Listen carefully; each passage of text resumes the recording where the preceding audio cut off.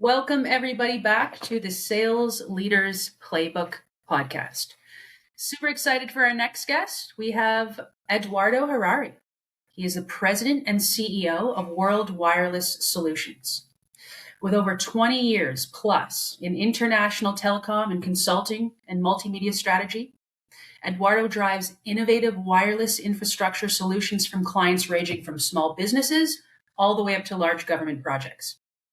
Eduardo is also the president and CTO of Spanglish World Networks, and he has scaled the brand to over 1 million followers across 122 platforms, including iHeartRadio and Spotify, fueled by his strengths in business development, CRM, and operational leadership. So thank you so much, Eduardo, for being a guest. Thank you very much, Justine, for having me. It's an honor to be involved in this project that you're heading.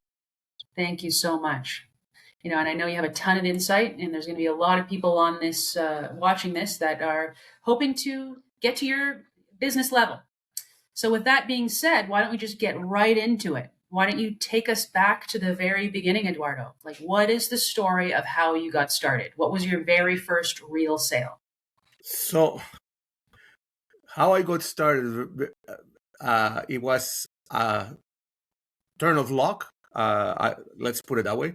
I was working for Bell Canada at the time, and I got laid off after a training session for a new technology. It was a layoff that was made by error by the HR department of Bell Canada, and basically they laid off my whole team, and I was the manager of the team at the time. And they called me a couple days later and they said, we understand that you are an expert in this area of technology. Would you want to come to consult for us? And I said, sure.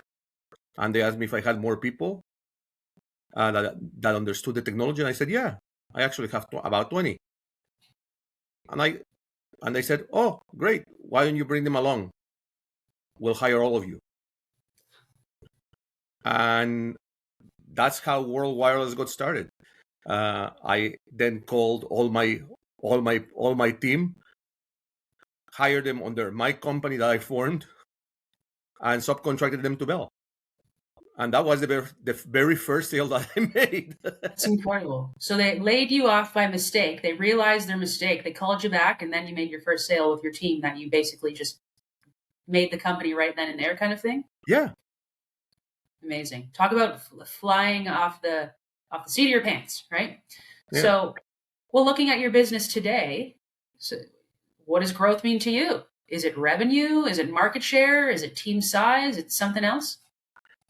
Growth to me is more just than market share.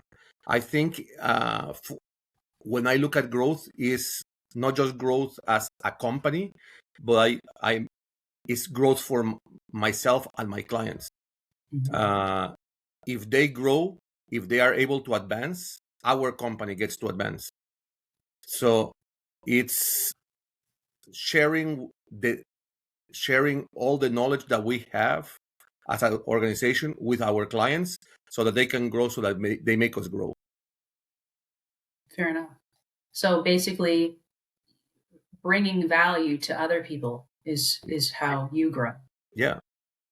And that's important, especially in a sales role. A lot of people in sales roles, they think it's about, their skill, about them, what their perception is. But when you switch it to, really focusing on the client, focusing less on what I can do and more so how we can help the client, that seems to really affect growth, level of trust, scaling, stuff like that. Would you agree? Definitely. And it's another thing is the idea that I don't treat my clients as a client. I treat them as family. Because I always tell everyone that is in our sales staff, our consulting staff, I said, don't think of the person that you're speaking in front of as just another way to get more revenue for the company. think of them as part of what you are going to do from here to the next 30, 40 years with them, because that's who they are. They are your immediate family. Makes sense. Makes sense. So that said, what would you say that your vision is for sales for the next 3 to 5 years? So strangely enough, most of our customer base happens to be medium, large, and enterprise customers, and we have a very small scale of small businesses, and that's our focus from here on for the next 3 to 5 years, is to grow that small business market, small and medium market, because I think that there's a lot that we can offer to them. I have in our platform, we have over 1,400 vendors that can provide an array of services at all price ranges. So it's not just about the price, but it's about the service that we can provide. Okay. So you're growing business comfortably with larger enterprise, but you want to now really lock in the small, medium-sized owner managed firms, or mom and pop stores, retail, because we have learned from working with the large enterprise how to actually manage the small businesses. We know that they are experiencing some of the same frustrations that the large enterprise are suffering, especially in the IT world. A lot of hackers this day and age in IT. Right. Yeah, that makes sense. All right. So on a scale of 1 to 10, how are you committed? How committed are you to that vision of growing small, medium mom and pop shops? 10. Why? Why are you? Because I want to make those businesses, those new members of our growing family, successful themselves, as successful as they can be, by providing great technology, great innovation. They can then expand. If they are at a local level, they can expand territorially, provincially, nationally, and eventually international. Okay. Makes sense. All right. So in terms of generating leads right now, right? Everyone wants to have a system to generate leads of the people that you actually want to work with and do business with. How would you say that generating leads right now is different from when you first started? Oh, our business grew not based on cold calling, but on referrals. We are right now going to market and cold calling people. And it's very different than business was 20 years ago. Before, you used to go out to lunch and out to dinners and out to try to swindle those deals. Now, the owners of this day and age, everything is done online. We have Zoom, and we have this, and we have many ways in which to communicate. And there is rarely very many occasions to meet the client face to face. So I think generating leads this day and age is more about social media. It's more on going to network meetings. Okay. In that regards. Like online network meetings, or in physical? Online or in person. But there's not as many opportunities anymore. I remember when I started in business, I used to go door to door, business to business, up and down Yonge Street in Toronto. Hi, my name is such and such. I do this. Can you give me an hour of your time? And that's how business started. Yeah, definitely. So, you have a pretty good footprint in the industry. But what would you say, is the biggest challenge in terms of generating leads? Like, how are you overcoming these challenges that you mentioned? So, look, what I've been doing, and it's strange. People will tell me I am weird in the way I look at generating leads. It's go through my own contacts and asking them. Uh, I don't interfere in their business, in their line of work, but I tell them, you have customers. Give me. I am not asking you to put me in contact with them. Give me their names, and I will call them. I won't mention that you are my unless they ask me for a referral.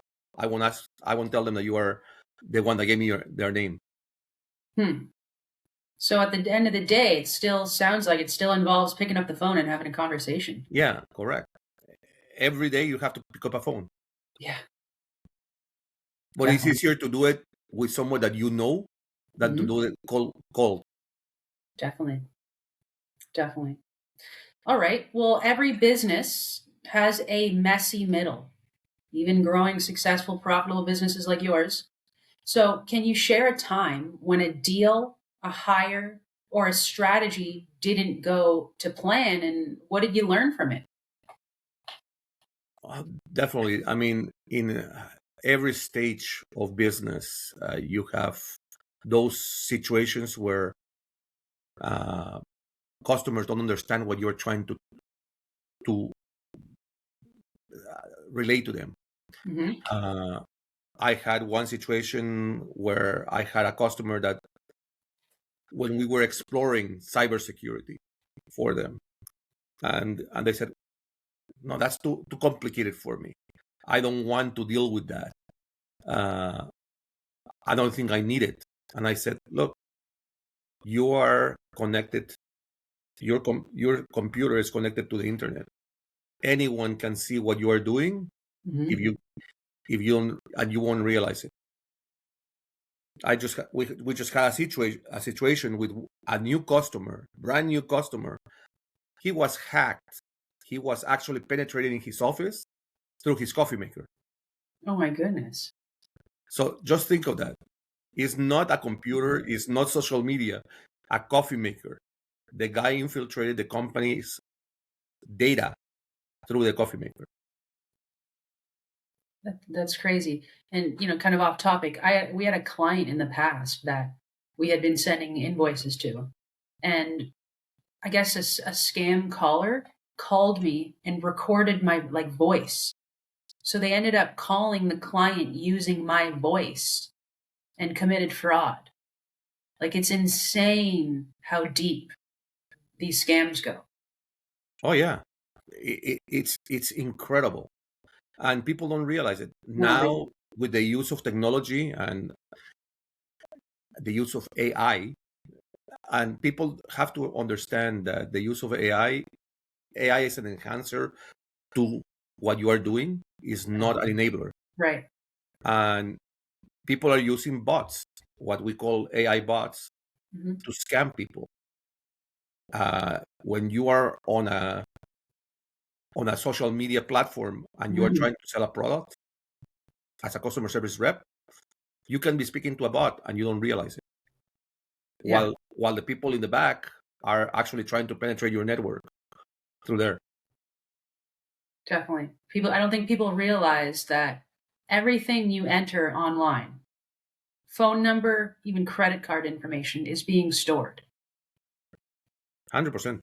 No, it's incredible. Yeah, definitely. So were you able to resolve that Oh yeah, problem? 100%. I showed I we actually I went in front of him That's and crazy. put it on his giant screen in the conference room. I showed him how I was able to get into his own network without without having any access. Scary.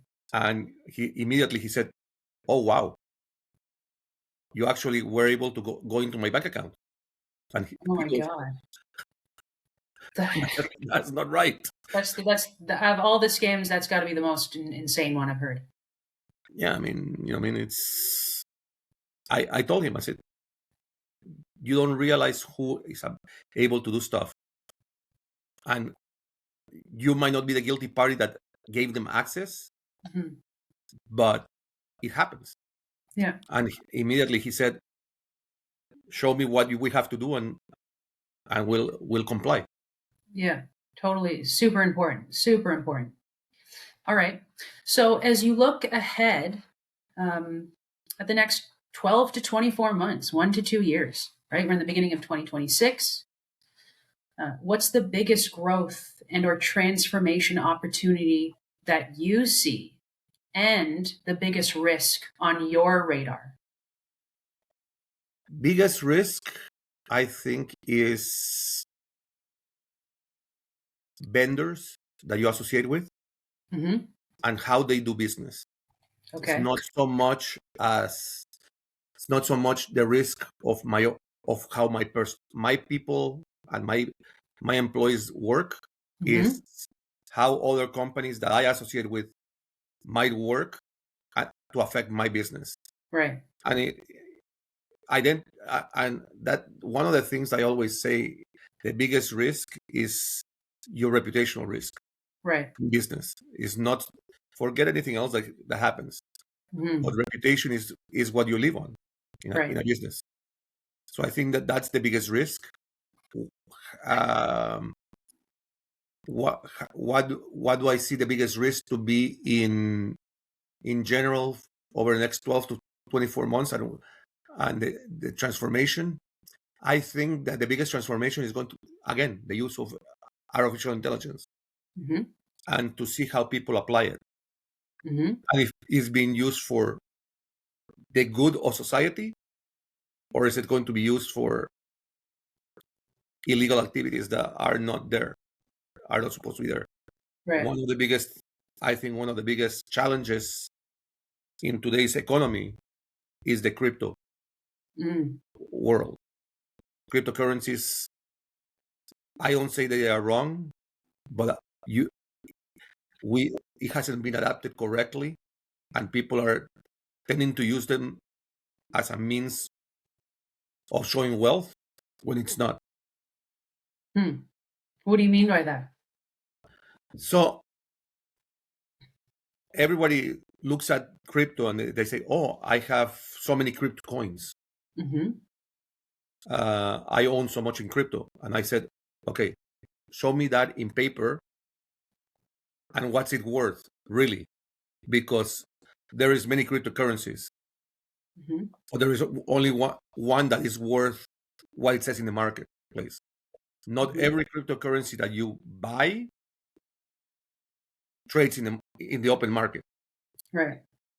So be careful, and that's why I say, without legislation of cryptocurrency, Mm-hmm. governments haven't adopted them. No. There has to be a reason for it. Mm. So once they are regulated, and once they come to the true open market, that's when crypto will be okay. But for now, I don't see it as a factual thing. We at my organization, we don't accept cryptocurrency to pay for payments, because I don't know what type of cryptocurrency that is. Mm-hmm. There is so many out there in the market right now. Mm. Fair. Yeah. Yeah. You got to be careful with that.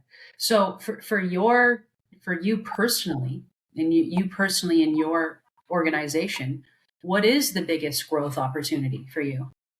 I think, as I said, the biggest growth opportunity is going to be the small and medium-sized businesses. Right. I think the biggest is going to be not just the biggest opportunity, but the biggest challenge in trying to help and educate Mm-hmm. the new line of customers that we are going to be dealing with. Yeah. And especially with startups in the IT sector right now, when it comes to applications development and anything else, Mm-hmm. these guys have to be very careful, and that's what I try to help with.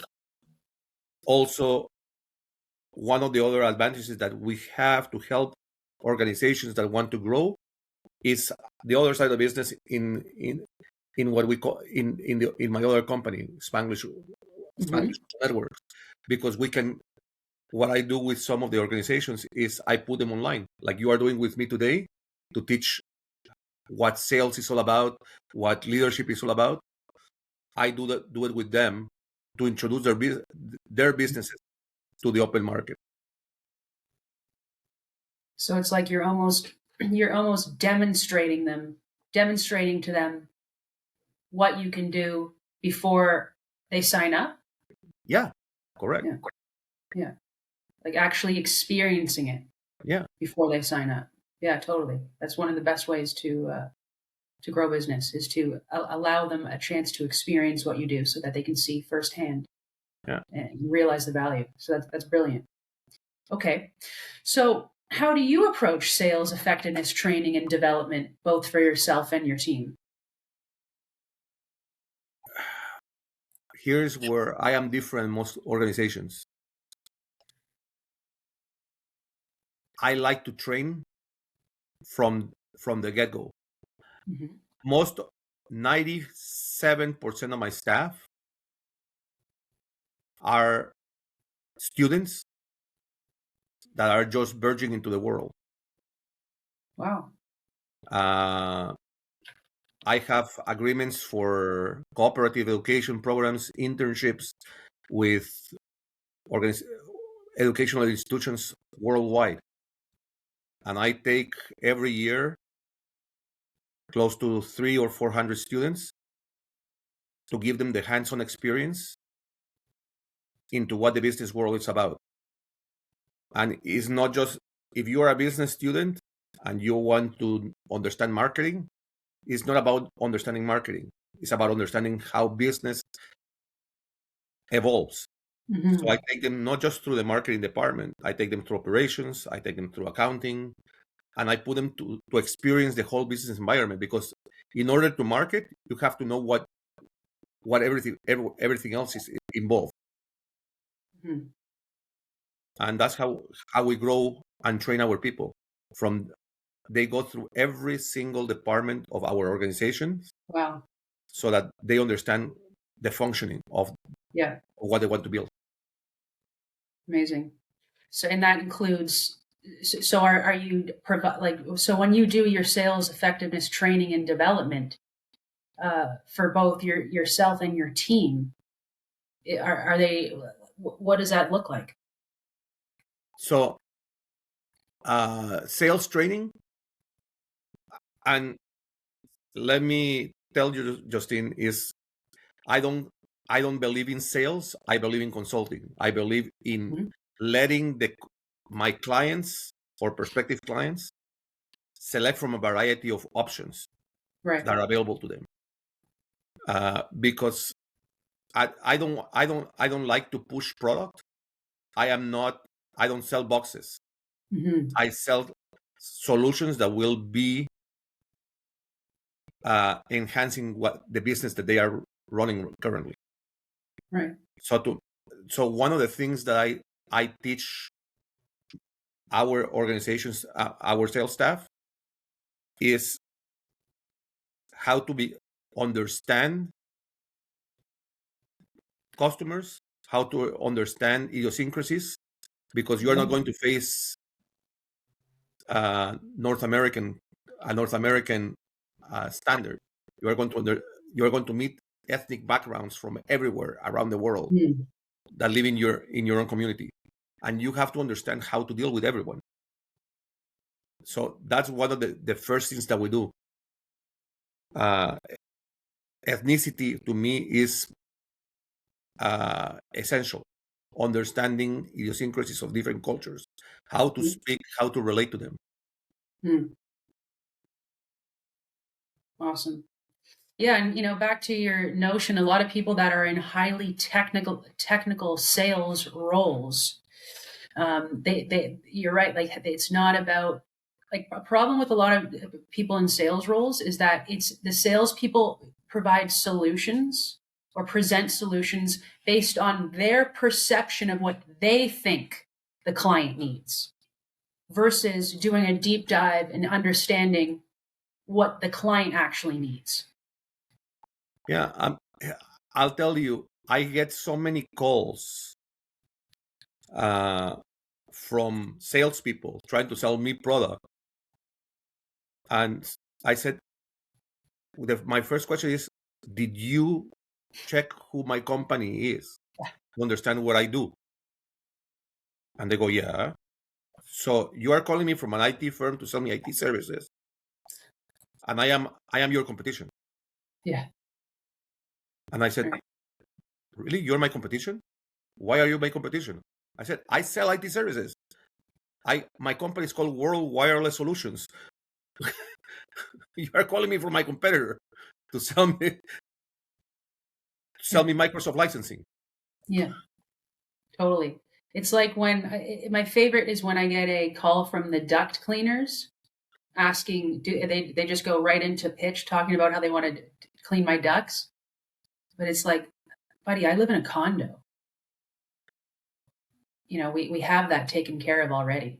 So there's so much in intent and insight now, especially within AI. It's almost inexcusable to not have at least a bit of a background on who you're calling on. Yeah, and I am a very odd person, and I have to say that because I like to answer all the calls, no matter who it comes from.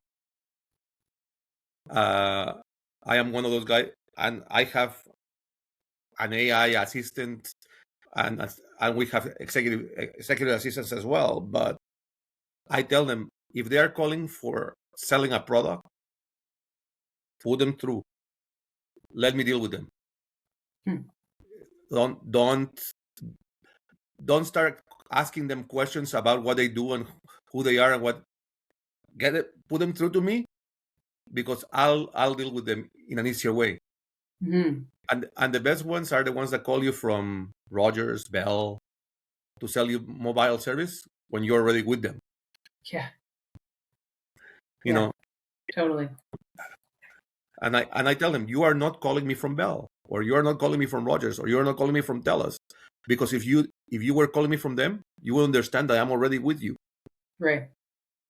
You are calling from a subsidiary doesn't have the Telus database. Mm-hmm. Otherwise, you wouldn't be calling me. Right. Yeah. So, the landscape is advancing so quickly. Like, it's so integral to have all these IT systems, CRMs, insight embedded in businesses, because if you don't, other people will, and you're just going to get steamrolled. That's the way I see it. For sure. Yeah, totally. And another analogy that we like to use in sales a lot is like a lot of salespeople will prescribe solutions to problems that prospects don't even have, because they didn't ask the right questions. Do you ever have experience with that? Oh, 100%. Yeah. Or when you call a technical support of a company, and they tell you, did you do this? Did you do that? And I said, I wouldn't be calling you if I didn't do the first procedures. I already tried to unplug my modem to try to get a new IP. I already tried to reset my computer. No, don't ask me those questions. Ask me what the issue is, and let's deal with it. Got it. Makes sense. So, in terms of sales and business development, since this is a sales and business development podcast, right? What is the most important thing that you're looking for, whether it's a characteristic, is it a skill, or is it something else? And how do you set up your team for success in that regard? First thing I look in individuals that are going to join my organization when they are going into sales is personality. If you cannot sell yourself, you're not going to sell any product. I don't care if you know technology. I don't care if you have a million degrees. If you cannot speak to me as a random individual and present yourself, no matter what you do, you are not going to be successful. Because the key to sales is to create a rapport with the person that you are sitting in front of or you are talking to, so that they trust you enough to allow you to discuss any possible solution that you might have, or asking them about any possible problem they might be facing. So I think that's the key to anything is trust, personality. Right. And we run a sales training organization. We see this all the time. Like the problem in terms of selling, some people may not really understand what you mean by selling yourself. But when I interpret that, yeah, I agree with you. The ability to have a conversation. So we live in a world now where it's AI pushed, automation pushed, send emails, send messages. So people have seemingly gotten really good at that, but have lost the ability to communicate verbally or face to face or over the phone. Like they genuinely don't feel, not only do they not know how to do it effectively and efficiently, they don't feel comfortable doing it. I feel like, and this is a personal kind of rant, I feel like we are now in a society where it's pushing for email and digital, but that's not how business truly, bigger ticket items business gets done. You still have to have the conversation. And look, and this is the difference between me and most CEOs and CTOs out there. You caught me in a good time because I am available. I travel 312 days a year to visit my 1,700 clients. Wow. I visit my clients twice a year. I make a note of that. And the clients say, hold on, you are the CEO of a major IT consulting firm. Why are you coming to see me twice a year? I said, because you are what makes me run. If I don't know what's affecting you or how can I help you, my company won't run. If I don't, and one of the things that, and this is what I told you, I treat them as family. I treat my customers as family. I probably have been to more weddings than I care to be at, because my customers have become my intimate friends, and now they invite me to weddings, they invite me to anniversaries, they invite me to and sometimes I cannot go, but I make the effort because that's what's important. That's why in business we always say, what is your rotating door with your customers? We have 99.7% retention of customer base. Wow. Because of the work we do, because all our staff is dedicated first to the customer and then to everything else. They learn technologies based on the customer's need. We don't tell them you need this technology. Amazing. Thank you. So when thinking about your own leadership, Eduardo, what would you say has been the hardest adjustment that you've had to make as the company grows?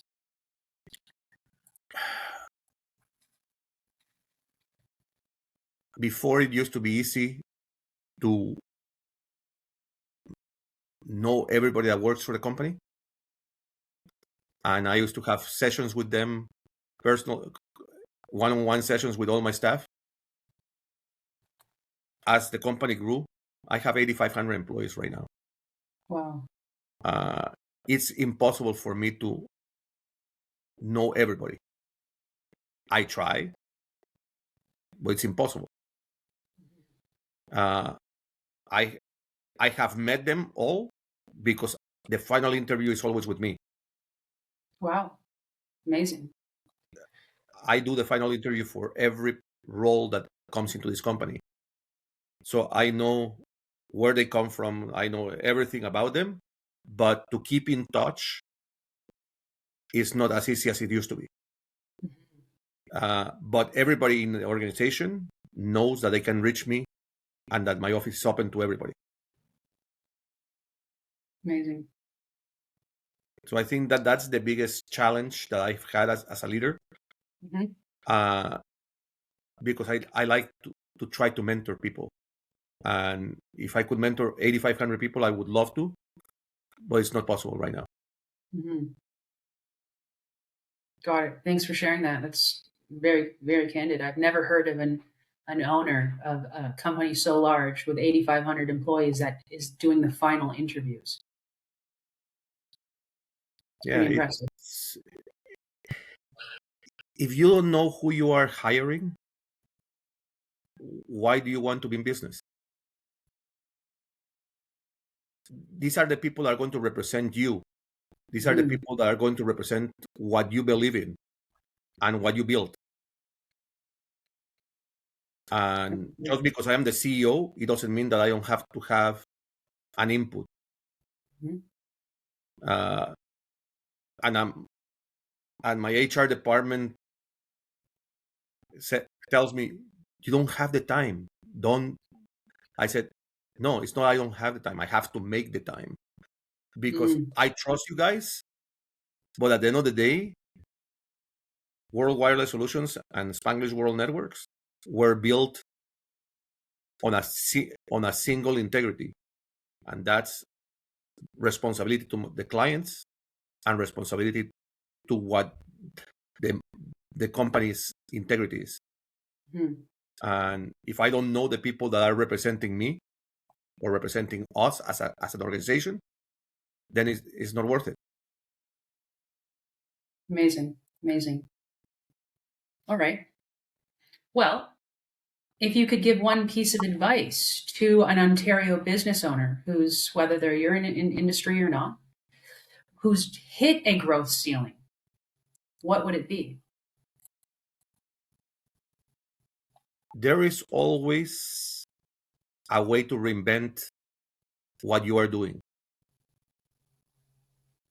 I always say that if you are stuck at any stage in business, take the time to step out and analyze what you don't see while you're in the office. Step out. And I always say, take a trip for the weekend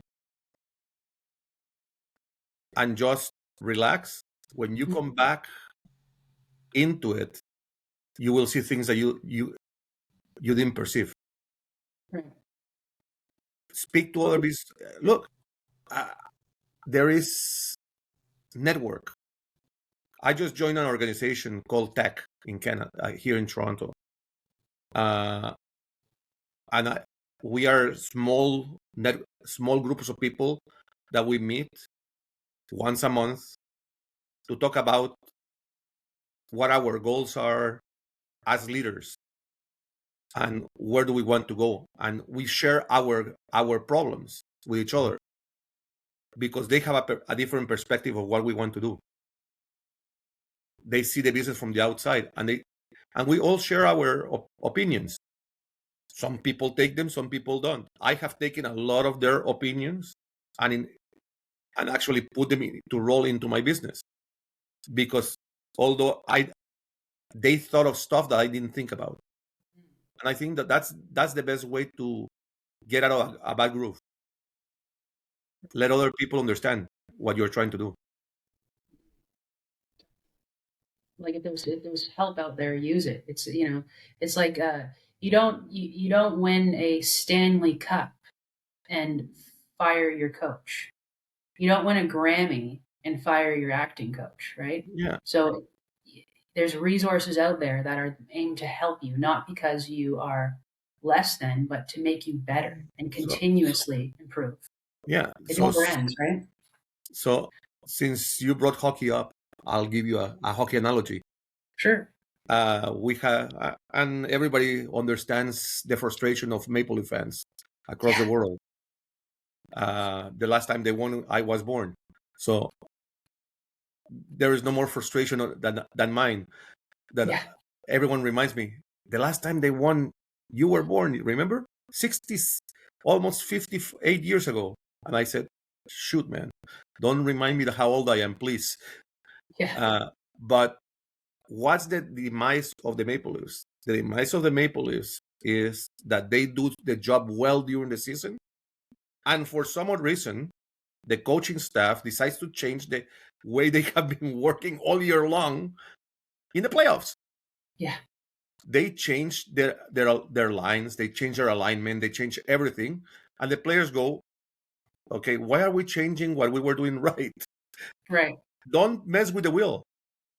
And this is what I always say in business. Why do I have 1,400 vendors under my in my platform? Not because I want to have 1,400 vendors and deal with 1,400 different salespeople, but because I don't mess with what's right. They know their product. They know what they are good at. Why should I reinvent it? It's theirs. I just promote what they do. And they know how to do it best. Oh, yeah. Very common theme. People will have, like, this is a very common theme. People will find out what works. It works amazingly. And then they'll try to improve it and change it. What they should be doing is doing the exact same thing, just scale it. Correct. And then oftentimes when they improve it or try to change it, it doesn't work anymore. I always, in Canada, we always, and in business particularly, a lot of business owners, a lot of corporations have this idea that if you are not Canadian trained or Canadian experienced, you don't know how to do the job. No, test the people that come to see you and let them show you what they can do before you say you don't have the Canadian experience. You don't have the US experience. No, I'm sorry. There is people that come from all over the world that have probably different methodologies of doing things, but they do it well. The reason they are coming to you and asking for a job is not because, whether it's in sales, whether it's in the technical areas, is because in their countries, there's a political situation or there is something that drove them to come emigrate to another country. But give them the opportunity, because they can show you something that you probably you have not seen in your own business. Right. Brilliant. Well, hey, Eduardo, it was a pleasure. Definitely a ton of insight here, a ton of very down-to-earth, practical advice. So I really appreciate it. It was my pleasure. Anytime, and I say this very openly. Anytime, any place, anyone that wants to get insight, I am open and always open. My door is always open. Please come and look me up. I am as open as I can be. You can find all my information, how to contact me, in every social media platform around the world. So it is very easy to find me. Perfect. And I'm sure many people will. So thank you kindly, Eduardo. I appreciate it. Thank you very much, Justin.